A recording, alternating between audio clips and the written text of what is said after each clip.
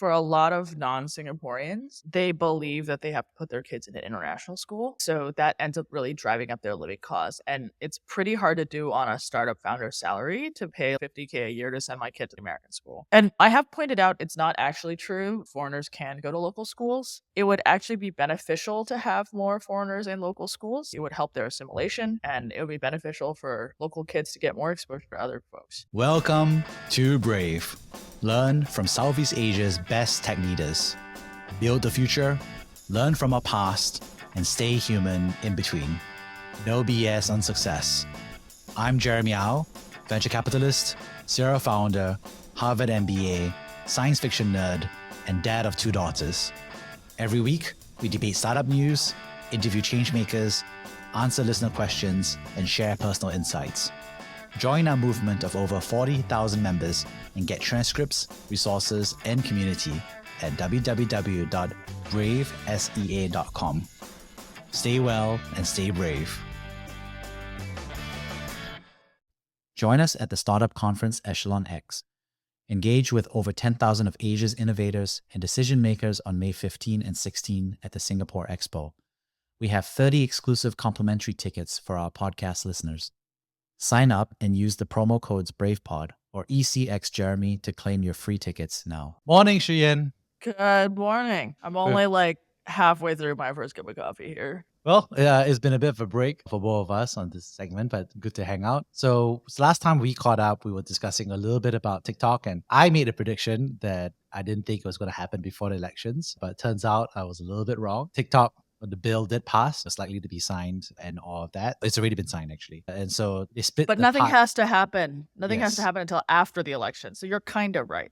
The VC approach. I was always right. But in my heart of hearts, I did not expect to see the format of that, right? It was broken up in 2 pieces, basically. So like you said, the first part of the bill is they have to sell in about a year plus, which is after the election, or exit. And then obviously the second part is, it turns out there's also a lot of legal stuff that can happen. So it could be another 2 years, maybe 3 years before the full divestment requirement happens. I mean, they're going to file an appeal, right? Based on the First Amendment. Yeah, which is interesting. I think the prior counsel who was leading their lobbying/public affairs resigned. And now they're going to push through this more proactive approach. Will be interesting to see how that turns out. I mean, obviously, there's going to be a lot of, I think it's going to go all the way. So there's going to be a lot of evidence being turned around on both sides. So I think there's going to be a lot of disclosure about TikTok activities that will be available to the public in the coming 1 to 2 years, which will be interesting. The lesser of two evils, I guess. Yeah, it will be interesting. And of course, there's always the Trump wild card, right? You know what? That's also true. I guess TikTok is kind of like, if the election goes the other way around, maybe this whole thing gets overturned from an executive perspective as well. That will be interesting. It's so hard to predict. It's just how the election's going to happen. Stay out of that. Yeah, stay out of the predictions business. Yeah, I know. Just make fuzzy advice from a VC perspective and then claim victory 4 years later. I knew it all along. I'm so proud to have been part of their journey. When I gave advice to him 4 years ago, I set him up on the right path, even though I said no. Close bracket. But clearly I knew in him there was always something special in him or her from that day on. Lesson learned on my side. I think it was good for me to learn from that. I think it's interesting because for me, the key learning is that legislation can be a two-stager. You can put the legislation up and enact it later, which is a form, I don't know what's the word, ticking time bomb/collective deadline. Ticking time bomb? That sounds so ominous. Oh, okay. I don't know what's the other way of version. It's like you say, I'm going to write my essay. And you're like, yeah, no way you're going to write it next week. But then you will definitely write it. But then you promise to your professor, you hand it in 3 weeks' time over email. So you give yourself an artificial deadline in that sense. I think there's a two-stager. There's a commitment first and then the actual action. I guess it's giving you a little bit of wiggle room. Yeah, because the commitment can be broken by somebody else or you may never be enacted. So it's actually a pretty interesting legislative learning I've had. Because I guess I'm just too used to in Singapore. Because in Singapore, it's like, whatever get said, it's pretty much going to get done. Will get done pretty much effectively. And in countries around the world, like for example in China, there's legislation that's pretty much retroactively applied, right? So when they act legislation, it's applied retroactively. There's no such thing as a wiggle room for this legislation. We'll talk about it more as it goes along, but talking about all this government legislation stuff also, I think the big news that people have been asking me about is the Singapore PM transition. So Singapore has a new prime minister designate. What percentage of our listeners who are not Singaporean can name the new PM designate? They definitely know Lee. They know 1/3 of the name of the current name. And they know Lee Kuan Yew, obviously. I don't think they can name the current prime minister, and I don't think they can name the coming.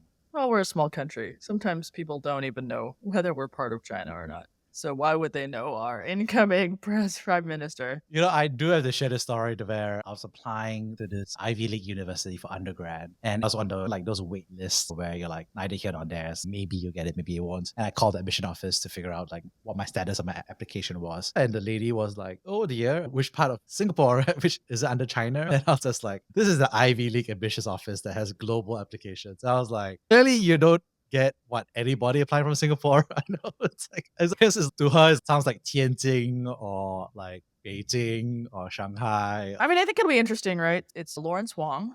It's what Singaporeans colloquially refer to as 4G, or the fourth generation of leadership, with founding Prime Minister Lee Kuan Yew being the OG, I guess, the first jet. And I think it'll be interesting because not too much is actually known about him, because I think for a long time he wasn't really considered one of the front runners. And so there was sort of a trio of other ministers kind of jockeying position.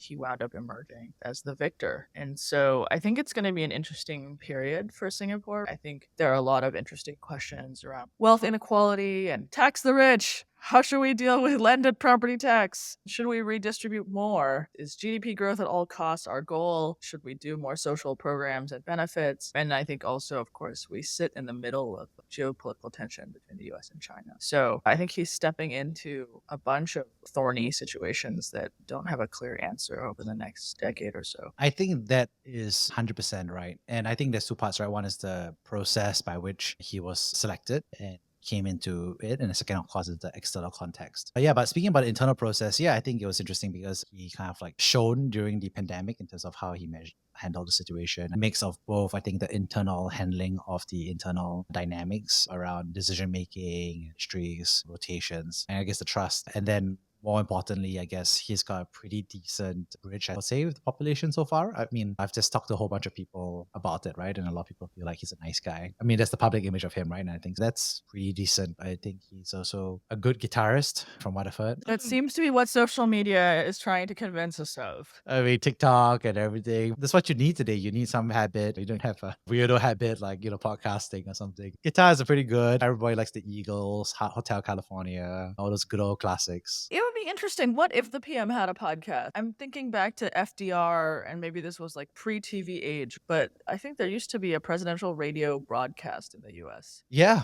I mean, people would tune in, listen to stuff. And JFK was the winner of the TV era because of his looks, his energy levels. And then I think, arguably, Obama was the winner of the Facebook era. And then Trump was the winner of the Twitter era. And now True Social. So I guess the next president will be the winner of the TikTok, the short form video game. Just some good old dances, some hips movements, some rotations.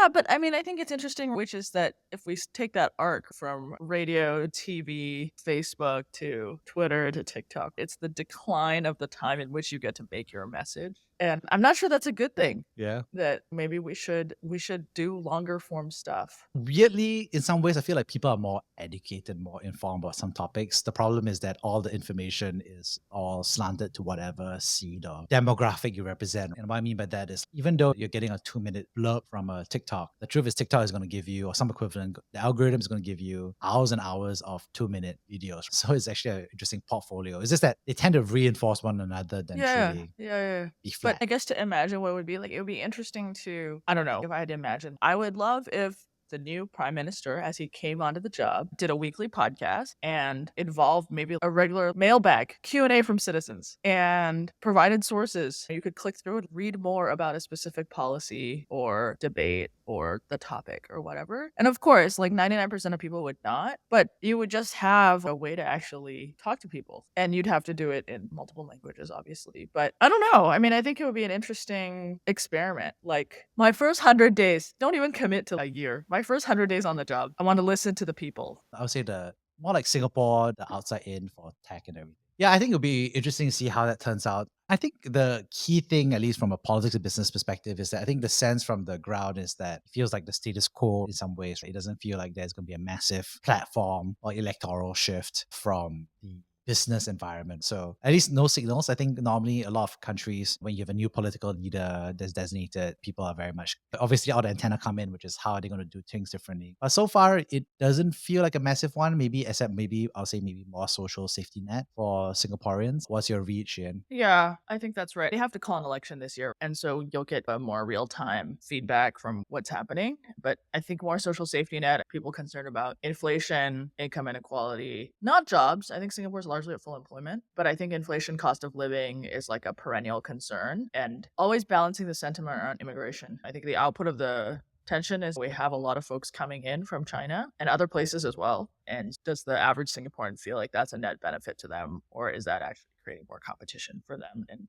a negative impact? Yeah, and I think Singapore has been also raising the bar on the immigration standards in terms of the salary that you need to have in order to come in as a middle class worker. So I think it's a little bit barbell immigration policy. So you have your low skilled labor, kind of like construction in terms of the helper business that's there. And then on the other side, that you have your rollout of special passes for the high net worth individuals and so forth. But the employment pass, they continue to raise that bar over time as well. So it's an interesting, I think, approach, frankly. And from a startup perspective, it's a struggle. I think a lot of tech startups do feel they don't like it. Continual circle. I mean, we had a company, they were trying to bring in a VP engineering, and the pushback was like, how come he has stock in his compensation package? You're like, I mean, come on. That's the only way you can get someone to leave a higher paying job is to promise them some sort of upside equity. I think people are adapting, right? Which is that you have very few actual employees in Singapore, and you need to locate your employees in Vietnam, India, other places where it's lower cost. But I think that's not great. Although I have often wondered why more people don't run operations out of JB, which might be a nice segue to the efforts our Malaysian neighbors are making now. I think last week, Jeremy, if you want to kind of like run through some of the recent announcements coming out of Malaysia regarding their innovation ecosystem. I think the big one they have is they hear all of the tech talent that can't enter Singapore, and they basically said, hey, let's create like a golden visa. Let's create all these tech visas for workers to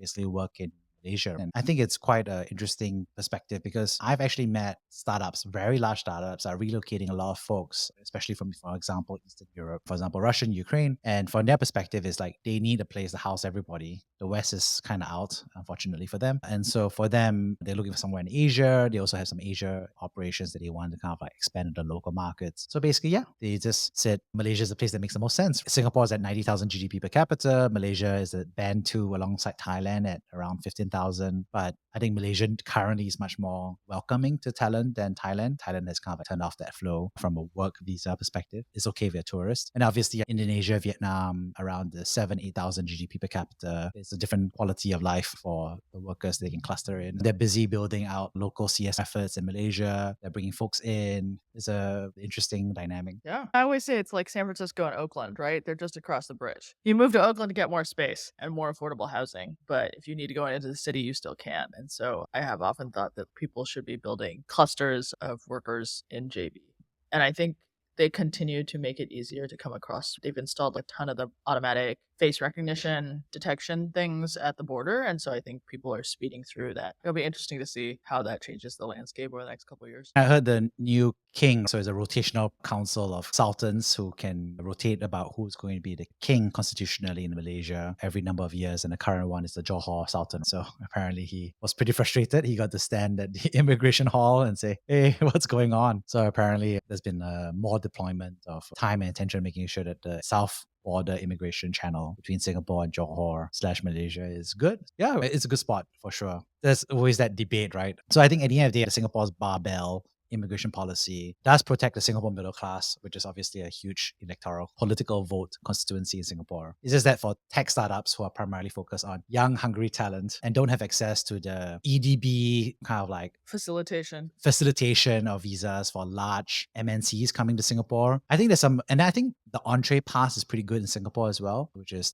helping people who want to be entrepreneurial and who are not Singaporeans to set up a business. So like business owners/creators is there. I just wish there was a visa for super genius technical visa. The O1 equivalent. Yeah, and they kind of have a tech pass, but that requires you to have worked at a large tech company. Yeah, it requires you to make a ton of money. I agree. And I think the other thing that kind of happens with cost of living also is that for a lot of non-Singaporeans, they believe that they have to put their kids in an international school. And so that ends up really driving up their living costs. And it's pretty hard to do on a startup founder salary to say, okay, I'm also going to pay 50K a year to send my kid to the American school because maybe you're paying yourself 50K a year. And so I think that's a really challenging dynamic as well, which basically means you need to have a spouse working at an MNC or something. Otherwise, you can't be a founder. And I have pointed out it's not actually true. Foreigners can go to local schools. It's just Yeah. that MOE doesn't advertise it. But I mean, I think MOE doesn't believe that non Singaporeans or PRs are in their constituents, so they don't bother marketing. But I don't know. I think it would actually be beneficial to have more foreigners in local schools. I think it would help their assimilation and it would be beneficial for local kids to get more exposure to other folks. And we have our declining birth rate. So school enrollments are actually down, right? We are closing and consolidating schools. So this is like a way to keep enrollment up. And I think you can charge foreigners more. You just don't need to charge them 50K a year. You can provide an affordable option. And I think there are actually national positive externalities to having a more diverse student population. Actually, really, I didn't even think about that. But you're 100% right. Singapore has a birth rate of effectively 1.0, which is basically for every two Singaporeans, there's only one in the next generation. So the Singapore population drops in half pretty much every generation cycle. So a lot of schools are going to go disappear. And then on the other side, it's not good for the kids to be not assimilated slash integration, right? I mean, that's the whole point of America or these immigration cities is that people are supposed to get integrated. And maybe if you're first generation, you're not as integrated, but second generation, you're speaking Singlish, you're ordering food at a hawker center seamlessly. Like, it's Yeah, stuff but like I that, mean, I right? think Yeah. that's also part of being a global city, right? Which is that you have people who have an experience and you build relationships that we're building a network kind of beyond. And I think there's also actually research about how people with loose networks actually get access to better job opportunities. So it's not like your close network that's going to show you this interesting opportunity because you all run in the same space, right? It's actually the looser network. And the looser network is people you might have gone to school with but moved away. Yeah. And then they're like,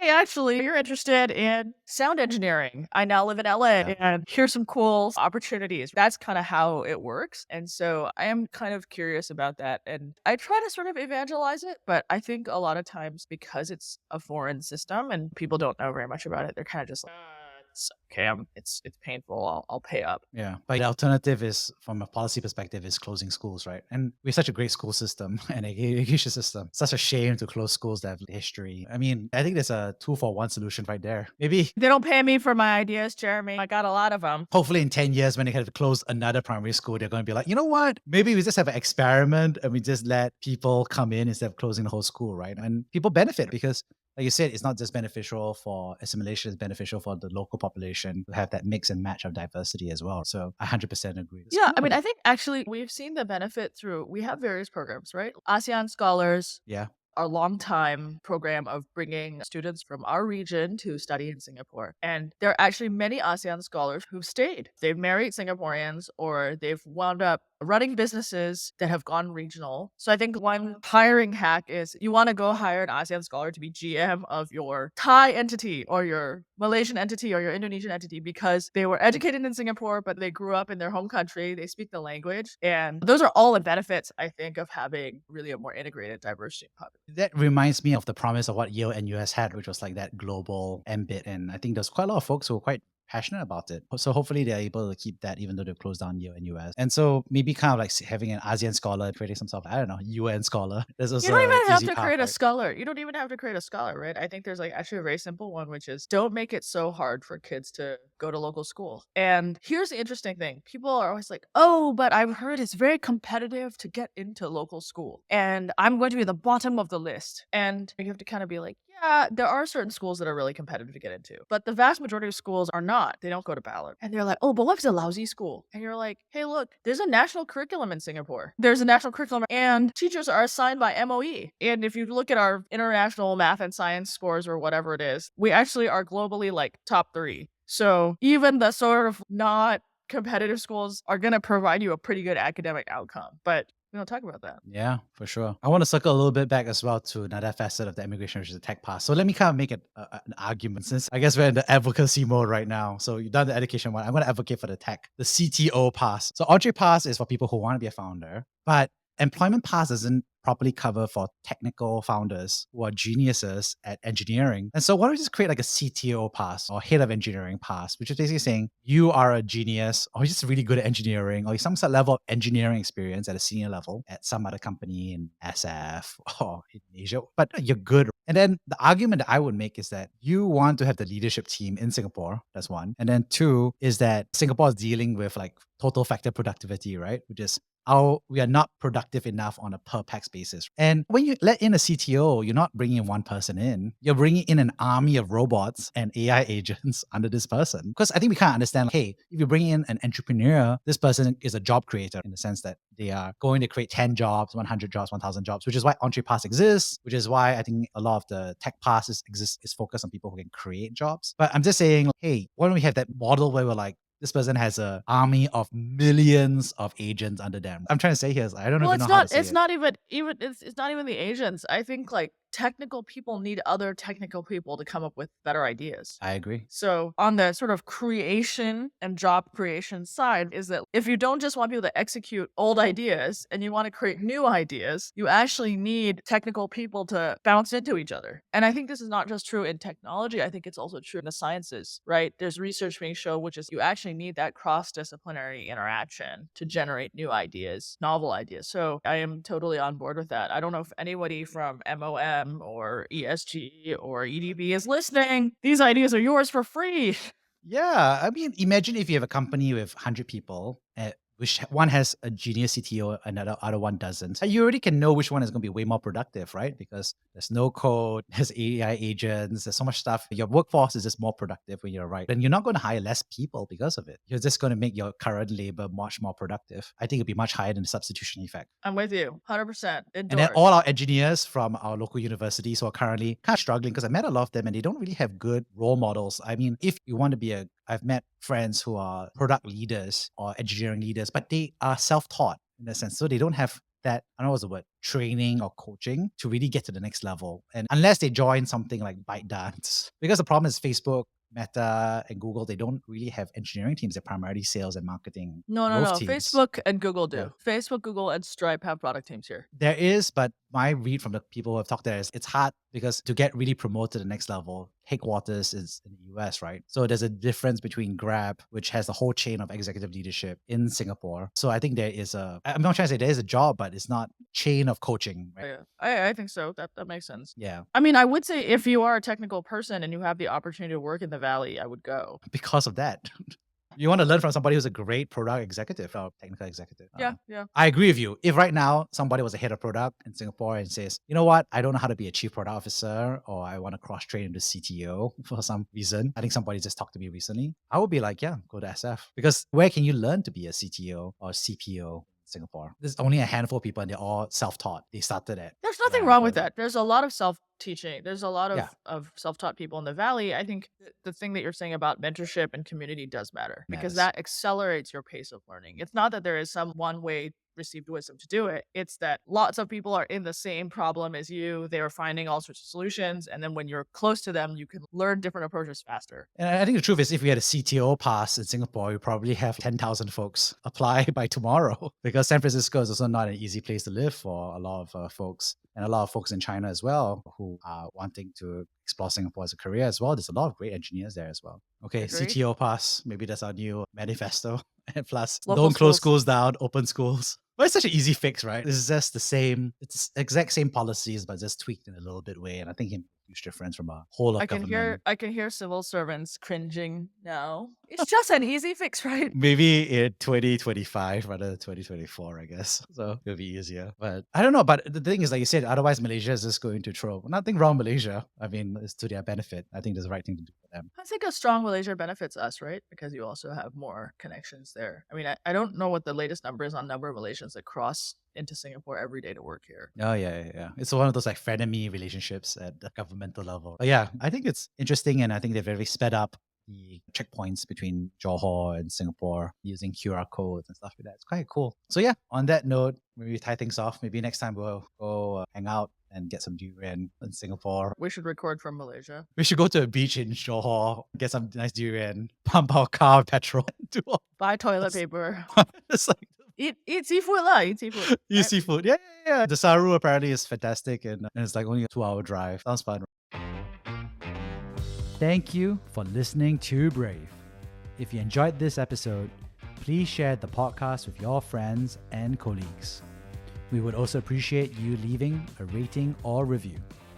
Head over to www.bravesea.com for member content, resources, and community. Stay well and stay brave.